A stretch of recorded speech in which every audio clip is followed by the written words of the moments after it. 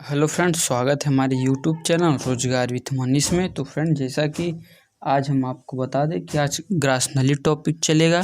चूँकि वो जो हमारा जीभ और लार टॉपिक था वो ख़त्म हो चुका है, तो आज से अब हम ग्रास नली टॉपिक को आपके साथ डिस्कस करते हैं। ठीक फ्रेंड, तो अब हम चलते हैं समय पे अपने क्लास को स्टार्ट करते हैं। ठीक, तो अब हम यहाँ पे डालते हैं ग्रास नली। ठीक,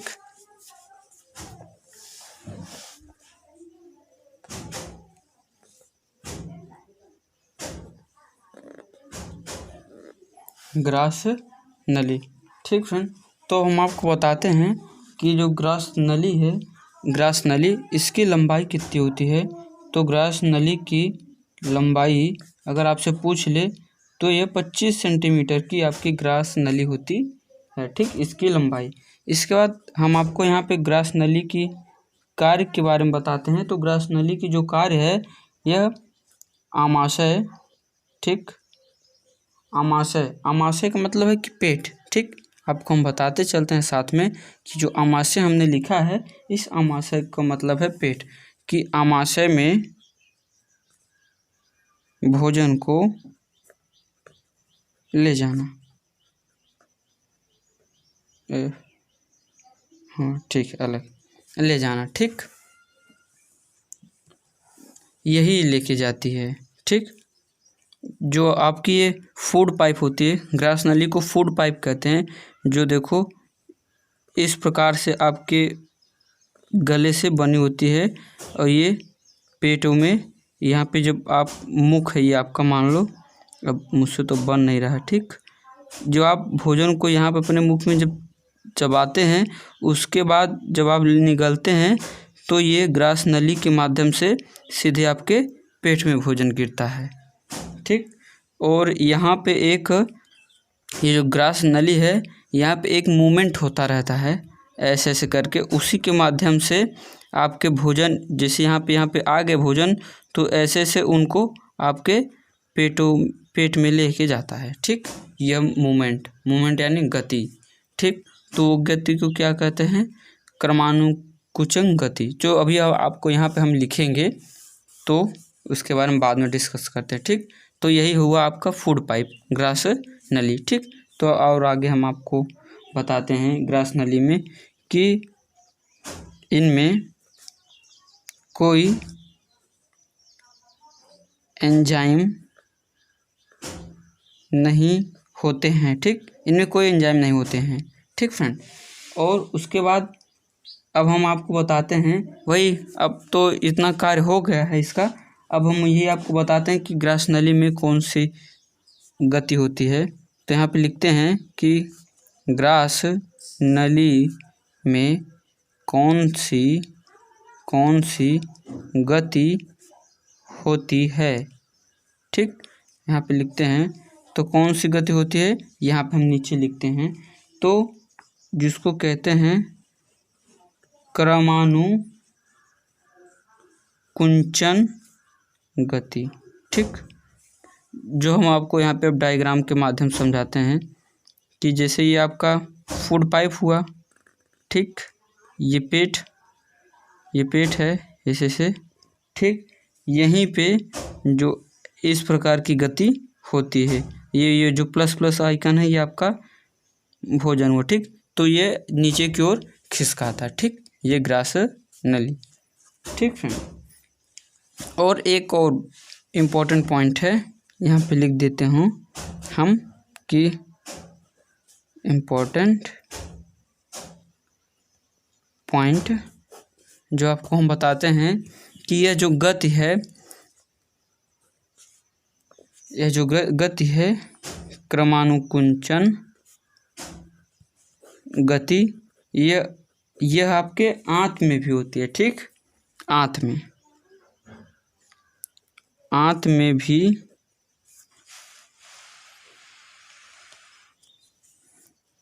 यह गति होती है। ठीक, उसके बाद ये ग्रास नली आज आपकी ये फिर ख़त्म हो गया। उसके बाद अब आपको गैस्ट्रस पढ़ाते हैं। गैस्ट्रस यानी कि आमाशय। ठीक, उसके बाद आपको हम अमाशय के बारे में बताते हैं। ठीक, अमाशय, अमाशय या फिर गैस्ट्रस, गैस्ट्रस, स्टोमच, पेट। ठीक, ये जो गैस्ट्रस है इसको साइंस के भाषा में कहते हैं। ठीक, तो अब हम आपको आगे बताते हैं। ठीक, कि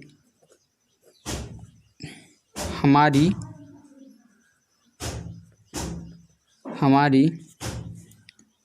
पूछते हैं कि हमारी अमाशय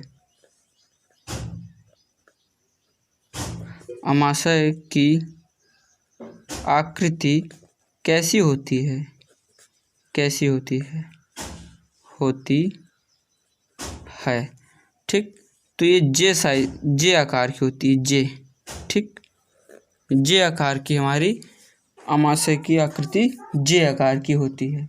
ठीक, इसके बाद इसमें पूछते हैं कि इसमें एक थैली होती है अमाशय में एक जो थैली होती है, थैली, यह थैली किसकी बनी होती है? तो श्लेष्मा। ठीक, श्लेष्मा। ठीक, श्लेष्मा की पन्नी है ये, इसको क्या कहते हैं? श्लेष्मा की पन्नी। ठीक, पन्नी या झिल्ली, तो हम यहाँ पे लिख देते हैं श्लेष्मा की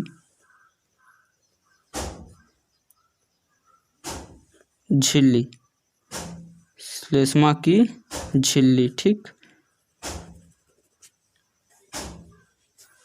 ठीक फ्रेंड, अब हम आपको आगे बताते हैं कि जो अमाशय है, अमाशय में जो अमाशय है इसमें 3 प्रकार के अम्ल पाए जाते हैं, यानी कि इसमें जो एंजाइम भी होते हैं, हाइड्रोक्लोरिक अम्ल भी होते हैं और जठररस होते हैं।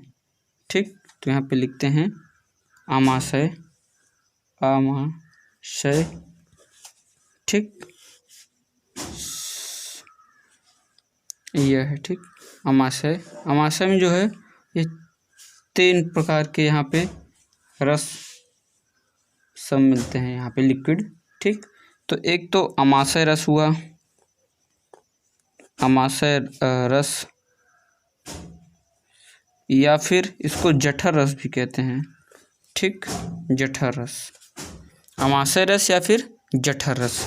उसके बाद इसमें HCl यानी हाइड्रोक्लोरिक अम्ल। ठीक, उसके बाद इसमें एंजाइम। ठीक, ये जो रस होता है, रस, इसमें जो पानी की मात्रा होती है, पानी की मात्रा 99.9%, जो HCl होती है उसकी मात्रा 0.3%, और जो एंजाइम है, एंजाइम, उसकी जो मात्रा है 0.2%। ठीक,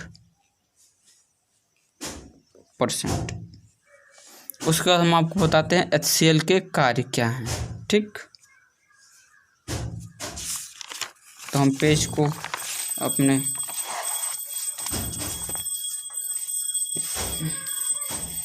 यहाँ पे लिखते हैं हम कि HCl यानी हाइड्रोक्लोरिक अम्ल के कार्य।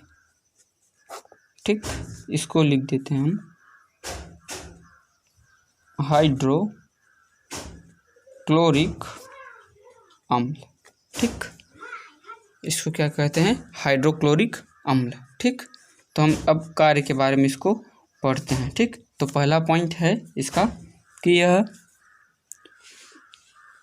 जीवाणुओं को मारता है। ठीक, ये जीवाणुओं को क्या करता है? मारता है। उसके बाद ये जो सेकेंड पॉइंट है, भोजन को, जो इसका और कार्य है, तो भोजन को अम्लीय बनाता है, अम्लीय बनाता है। चूँकि यह अम्ल है तो यह अम्लीय बनाएगा भोजन को। ठीक, उसके बाद ये जो हमारे एंजाइम होते हैं उसको और ज़्यादा सक्रिय करता है। ठीक, यह हमारे एंजाइम को सक्रिय करता है। ठीक, तो इसके ये कार्य हुआ। ठीक, और एक इम्पोर्टेंट फैक्ट आपको बता दें। ठीक, यहाँ पे लिखते हैं हम, ये मोस्ट इम्पोर्टेंट है। ठीक, फैक्ट जो कि है, ये जो HCl है, HCl यह एक पदार्थ, एक प्रकार का, जैसे हम बैटरियों में डालते हैं, उसको क्या कहते हैं यार, देखो भी ध्यान से उतर गया हमारे, जो बैटरी की पानी होती है उसमें, अब उसको क्या कहते हैं, देखो ध्यान में नहीं आ रहा हमारे, चलो छोड़ो उसको। ये जो HCl है, HCl यह हमारे जो पेट में जलन पैदा करती है, तो यह जलन के जो बचाव करता है हमारे पेट को, ये श्लेष्मा की झिल्ली करता है। ठीक, श्लेष्मा की झिल्ली। और यहाँ पे हमको जो थोड़ा आपको बताना चाहिए हमें उसके बारे में, उसको क्या कहते हैं वही हमको नहीं पता चल रहा है, तो उसको छोड़ो। आपको यहाँ पे हम फैक्ट लिख देते हैं उसको, ताकि आपको ध्यान में रहे। ठीक, कि श्लेष्मा की झिल्ली HCl के प्रभाव से हमारे पेट को बचाती है। ठीक, हमारे पेट को बचाती है। और एक और यहीं पे एक और इम्पोर्टेंट पॉइंट नोट कर लो कि जब भोजन हमारे मुख में रहता है, तब क्या कहते हैं,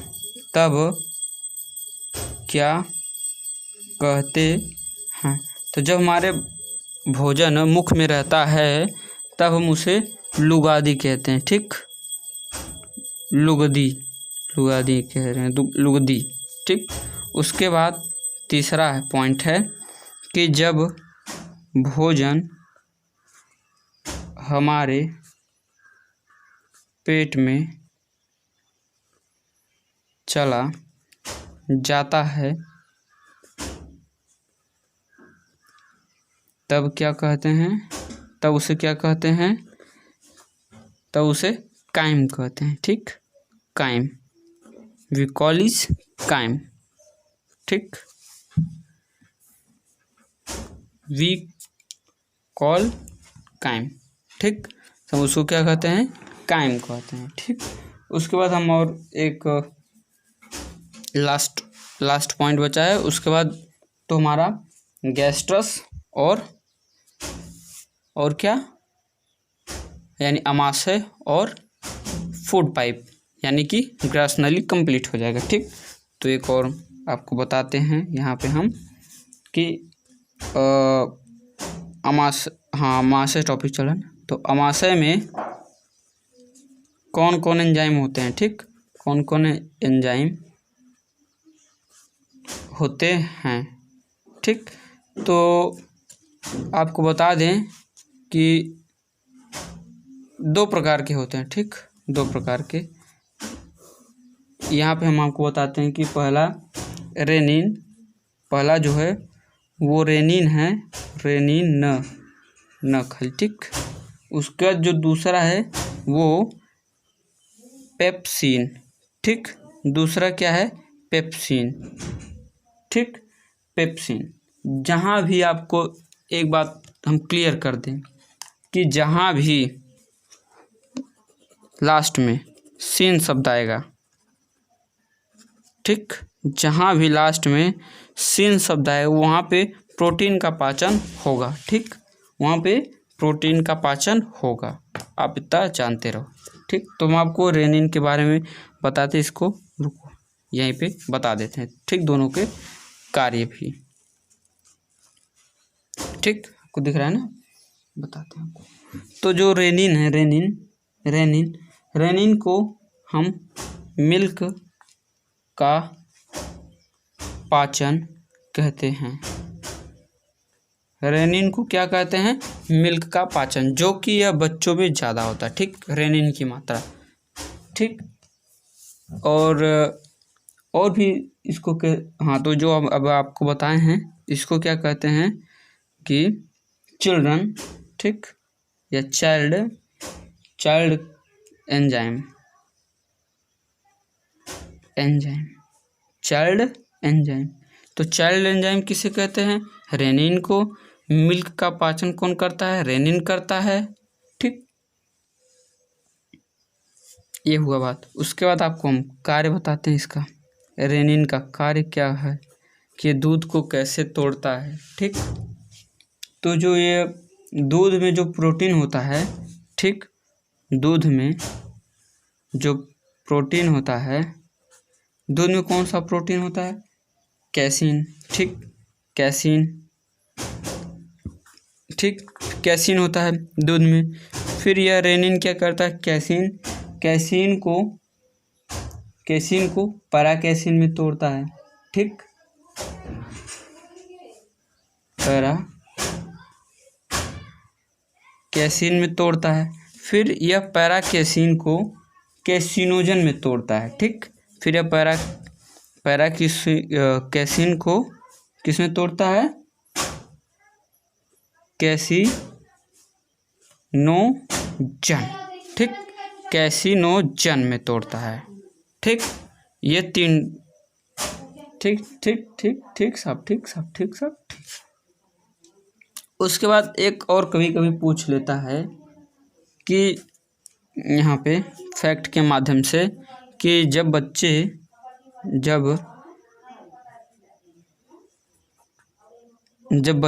छोटे, माने कि 2-3 या 4-5 महीने के जो बच्चे होते हैं, शिशु, जब वो उल्टी करते हैं, जो दही सा होता है, तो उसको क्या कहते हैं, ठीक, तो बच्चे के द्वारा उल्टी को, माने उल्टी वो होती है, वो क्या होती है, तो पैराकैसीन होती है, ठीक। उल्टी को कैसीन कहते हैं, ठीक। यहाँ तक ये आपका हुआ। उसके बाद अब आपको ये तो हम बता ही चुके हैं कि जहाँ सीन आएगा वहाँ पे प्रोटीन का पाचन होगा, प्रोटीन का, तो बस हो गया। और क्या, इसका वर्क क्या है कि प्रोटीन का पाचन करता है, ठीक, प्रोटीन का पाचन करता है, ठीक। लेकिन जो प्रोटीन का पूर्ण पाचन है वो छोटी आंत में होता है, ये आप ध्यान में रखना, ठीक। उसके बाद एक लास्ट, उसके बाद फिर ख़त्म ये टॉपिक। एक लास्ट है जो कि ये पॉइंट पूछा जाता है एग्ज़ाम में, तो ये पॉइंट है कि पेट में जो पेट में पूर्ण पाचन कौन कौन से पदार्थ का हो जाता है, हमारे पेट में पूर्ण पाचन कौन कौन से पदार्थ का होता है। तो यहाँ पे हम लिखते हैं कि पेट में पूर्णतः पाचन खाली 2 का होता है, ठीक, पहला दूसरा, एक तो दूध का और एक शराब का। दूध और शराब का हमारे पेट में पूर्णतः पाचन हो जाता है, ठीक फ्रेंड। तो यह क्लास आपको कैसी लगी? अगर क्लास अच्छी लगी हो तो वीडियो को लाइक, शेयर, सब्सक्राइब जरूर कीजिएगा चैनल को।